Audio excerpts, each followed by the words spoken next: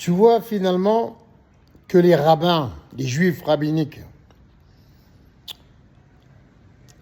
aient écrit sur Jésus et eut écrit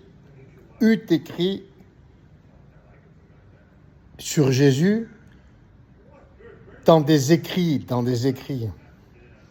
post-Torah, après la Torah, un peu comme les hadiths pour les musulmans, qu'il eut des bruits qui couraient et des écrits, où il était mentionné que Marie, la mère de Jésus, eût été abusée par son père, incestueux, et qu'elle eût été enceinte de son père. Ah mais, demandez à l'intelligence artificielle, on n'a plus besoin de faire des recherches dans les livres et dans les écrits anciens maintenant. Demandez à l'intelligence artificielle. Moi, je tiens ces informations de l'intelligence artificielle. Vous ne croyez pas que j'allais courir après tous les documents partout, en Israël, dans les musées, dans les bibliothèques, dans les synagogues. Demandez à l'intelligence artificielle. Moi, en plus, j'ai la plus simple. J'ai la WhatsApp, celle de WhatsApp. C'est ce qu'il dit, c'est ce qu'elle dit, l'intelligence artificielle. Elle dit, ou peut-être, qu'elle eût été violée par un légionnaire et qu'ils ont caché tout ça. Mais le pauvre Joseph, son père adoptif, qui a accepté toute cette histoire. Supposons que c'est vrai. Voilà. Le mec, putain, il est vraiment sympa, vraiment gentil. Le fils, il a dû vraiment s'attacher à son père. Je crois en plus qu'il était avancé en âge. Il était pas jeune, le père adoptif de Jésus, Joseph. Il était pas jeune. Donc, il avait une certaine expérience. Et lui, par contre, est reconnu comme être pieux. C'était un homme bon. Et sa famille aussi. C'était du côté de la famille de Marie que ça allait pas. Paraît-il, selon les écrits rabbiniques, post-Torah, après la Torah. Un peu comme les hadiths pour les musulmans. Voilà. T'imagines, je sais pas si tu réalises l'histoire qu'ils ont dû cacher, ça. Marie, peut-être, elle a sorti cette histoire d'enfant, du Saint-Esprit et tout, de Dieu, machin, l'ange qui est venu lui parler et tout, pour se sauver la face, mais surtout pour se sauver la vie, pour sauver sa propre vie à Marie. Car sur demande de Joseph, car ils étaient déjà mariés, ils n'avaient pas consommé. Ils n'avaient pas fait l'amour encore. Ils n'avaient pas couché ensemble. T'imagines que sur demande de Joseph, son mari, elle aurait pu se faire lapider à mort. À mort, elle aurait pu se faire lapider. Attends, violée par un légionnaire, abusée par son... ou abusée par son père. Ou voir les deux. Alors, ça, c'est rédhibitoire pour les Juifs. Pour un Messie, c'est rédhibitoire. Pour les musulmans aussi. Et je vais te dire, même pour les Romains à l'époque, les Grecs et tout ça. Mais maintenant, quand on réalise tout ça, maintenant, à notre époque, quand on a un peu étudié la psychologie, la psychanalyse, on se dit quand même, les pauvres, putain, qu'est-ce qu'ils ont dû souffrir quand même. Quel moment difficile qu'ils ont dû passer. Et tu te rends compte, le gosse, le Jésus à l'école et tout, dans le quartier et tout, ils ont dû lui dire bâtard, fils de pute et tout.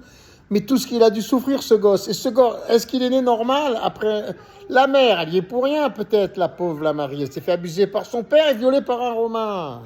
Imagine. L'autre, la Marie. Peut-être qu'elle était traumatisée, cette femme, la pauvre, cette jeune femme, elle était peut-être traumatisée. Peut-être le gosse, il est sorti autiste. Jésus, il est sorti autiste. Mais carrément autiste, peut-être que son autisme n'était pas très prononcé, mais suffisamment peut-être pour avoir un don, celui qu'il a développé peut-être en étudiant dans les temples. Il disait qu'il étudiait la Torah. C'est écrit qu'il étudie la Torah. Il a, avec l'histoire de sa mère, peut-être qu'elle a dû raconter ça à tout le monde pour se sauver peut-être la face ou j'en sais rien. Mais en plus, il y a des évangiles qui n'ont pas été reconnus par le Vatican. Je crois que c'est de Philippe ou de Judas, qui disent qu'au départ, Jésus n'était pas gentil. Il guérissait pas. Au contraire, il paraît que tu le bousculais. Il te donnait la mort. Il te regardait d'un regard où il te touchait, il t'enlevait la vie. Il t'enlevait la vie. Et c'est normal, après tout ce que sa mère a subi, son père, les voisins, peut-être, aller savoir tous les jours à l'école, peut-être ce qu'il devait subir et tout. Puis lui, peut-être, je t'ai dit, il était peut-être autiste, j'en sais rien. Mais après, avec le temps, apparemment, il a dû canaliser tout ça, il a dû focaliser tout ça en amour, parce qu'il était autiste, peut-être qu'il était super, super intelligent dans le domaine de la spiritualité, de la théologie, puisqu'il étudiait tout ça. Et il a compris des choses. Il a compris des choses que 95% des humains à notre époque n'ont pas encore compris. Tu comprends? Mais cette histoire de bâtard, pour moi, ça le rend encore plus grand, plus beau, plus puissant. Moi, en tant que son père, Dieu sur la terre, qui suis obligé d'étudier tout ça pour comprendre d'où nous venons, d'où je viens et qui je suis. Et c'est grâce à lui, finalement, je me dis, moi qui ai presque dénigré Jésus-Christ alors que je l'aimais tellement, en fonction de l'histoire de Moïse, Abraham qui essaye de carboniser son fils pour prouver sa foi, Moïse qui tue 4000 juifs en redescendant de la montagne parce qu'ils ont vénéré le veau d'or, enfin toutes ces histoires de malades mentaux, hein, de David et de Salomon. J'ai dit, mais c'est quoi la Torah, c'est comme le Coran, c'est comme le christianisme, c'est comme tout le reste finalement, tu vois. Et moi qui portais Jésus dans mon cœur, j'ai dit, oh, mais même Jésus, c'est les écrivains qui ont inventé tout ça, mais on ne sait pas dans quel but. Est-ce qu'ils ont voulu nous manipuler? Mais pourquoi? Pour qu'on se fasse abuser par les Juifs, finalement, en tendant la joue. Lorsqu'on nous met une baffe, on tend l'autre joue. Tu comprends le système psychique? Et là, je me suis dit non. Quand j'ai appris ça ce matin, que peut-être Marie, elle s'était fait abuser par son père, ou peut-être violée par un légionnaire, je me suis dit, putain, là, je crois en Jésus. Et là, j'ai dit, là, c'est mon fils, moi, Dieu sur terre, qui réalisait que je suis Dieu sur terre. Yahvé, Dieu, Yahvé, Shaddai, Hachem. Et je me présente à l'élection présidentielle en tant que roi. Je veux recréer le royaume de France. Et je me dis, le royaume de Dieu, en l'occurrence le mien. Mais j'avais occulté Jésus. Je me suis dit, mais Jésus, mais non, c'est pas possible. J'ai même identifié mon fils à Jésus, mais lui, c'est pas du tout, il se sent pas du tout investi d'une mission spirituelle, hein, pas du tout. Hein. Donc je me suis dit, le vrai Jésus, il a existé. Il n'est pas encore là, il n'est pas venu encore. Et s'il n'est pas là, et s'il ne vient pas, je vais le créer avec ma femme, on va faire un gosse. Je suis Dieu, je vais faire un gosse. Le prochain, ça sera Jésus, ça sera le retour de Jésus. Mais j'y crois comme fer.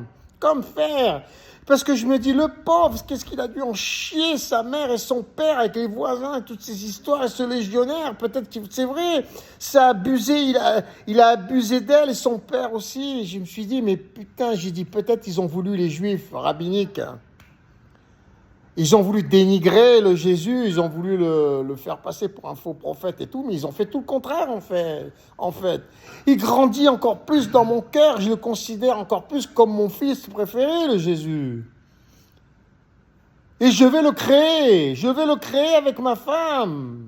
On va faire un enfant, ça sera le retour du Christ. Mais en attendant, je vais faire moi le royaume, je vais préparer le terrain pour mon fils.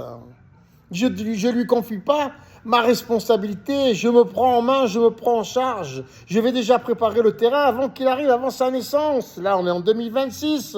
En 2027, il est là. Mais je vais entamer déjà la construction du royaume en me présentant déjà à l'élection présidentielle française en 2027 en tant que roi. Et je ne me soumets pas aux 500 signatures ni aux 2 tours. Il faudra me proclamer roi de France, roi des rois, seigneur des seigneurs. Et je persuaderai toute l'Europe et le monde entier par la suite. Et mon programme, c'est bénévolat général mondial organisé intelligemment grâce aux nouvelles technologies pour que tout soit gratuit dans le monde. Pour que nous puissions construire le royaume de Dieu. Et vous serez tous des déesses et des dieux avec moi. Et nous déciderons tous ensemble.